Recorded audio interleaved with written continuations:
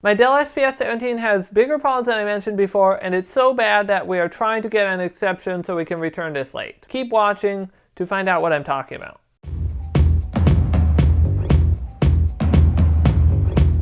Hi, I'm Justin from Random Tech Videos, and before I get into this video, please don't forget to subscribe to this channel.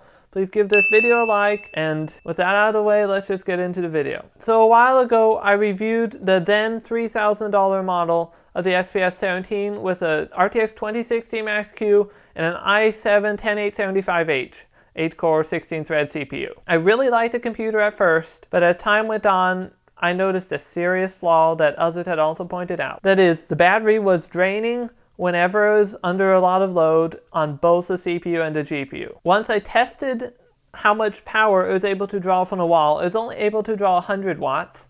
So Dell gave us a motherboard replacement that enabled this to draw the full 130 watts. But the battery drain was still happening. Granted, it was a little slower than before, but the battery drain was still happening. So I thought, okay, maybe the battery will be used a little bit and then just recharge. What's the big deal? I thought everything was okay. But recently I noticed the wear level on my battery was extremely high for a computer this age and for the amount that I've used it. I started a 97 watt-hour battery, and at the time of recording I'm down to 67 watt-hour capability. I rarely use this on battery power because it doesn't have enough power to run everything properly when on battery, but that's another story. Anyway, I rarely use it on battery. Wherever I take it, I bring the power adapter usually. So this was because the battery was constantly discharging by a few percent and then recharging. So finally I was like getting to the point where like, okay, something needs to be done about this. And that's when Dell contacted us offering another motherboard replacement.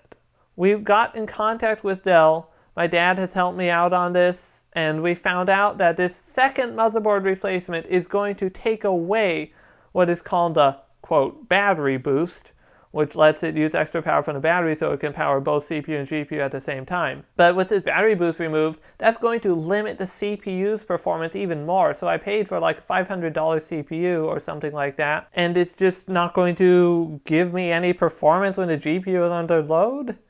That's not acceptable. The viewer told me they had this motherboard replacement and that their CPU, when the GPU was under load, went from 45 watts to 25 watts. And that's not okay, because I paid for this amount of power and now Dell is going to come in and just take it away? Keeping it the way how it is also not an option, because then the battery will wear out extremely fast. I'll keep having to replace the battery, which is not acceptable for a premium laptop. Aside from that, if I were to use it for gaming or intense video editing, my battery would be drained to like 20%, and then if I need to go somewhere, I'd have no battery left, and that defeats the whole purpose of it being a laptop, basically. So as of the time of recording, we are trying to get an exception made so we can get a full refund for this laptop.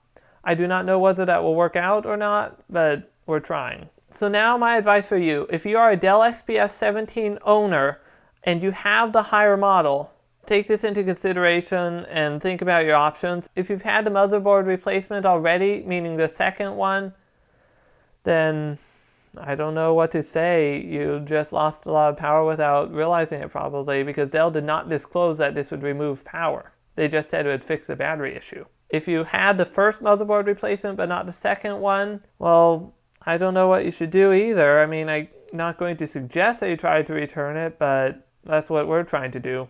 And if you're someone who hasn't bought the XPS 17 but are considering buying it, I would recommend don't get the highest model, meaning don't get the one that has the 4K screen, the i7-10875H, and the RTX 2060. If you get the full HD panel option and the i7 6-core, I forget the exact model, but if you get that one, you'll be totally fine. And also that pairing would make more sense with the GPU. I mean, who pairs an 8-core CPU with a RTX 2060 anyway? Hopefully in the next model this will be fixed, but this could have all been prevented by just having a barrel power connector and a 160 or 180 watt power brick.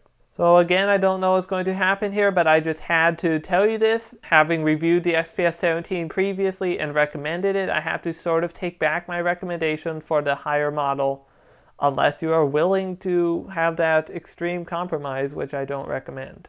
Anyways, thanks for watching. Please like this video, please comment, please subscribe, and I'm sorry if I bored you, and until next time, goodbye.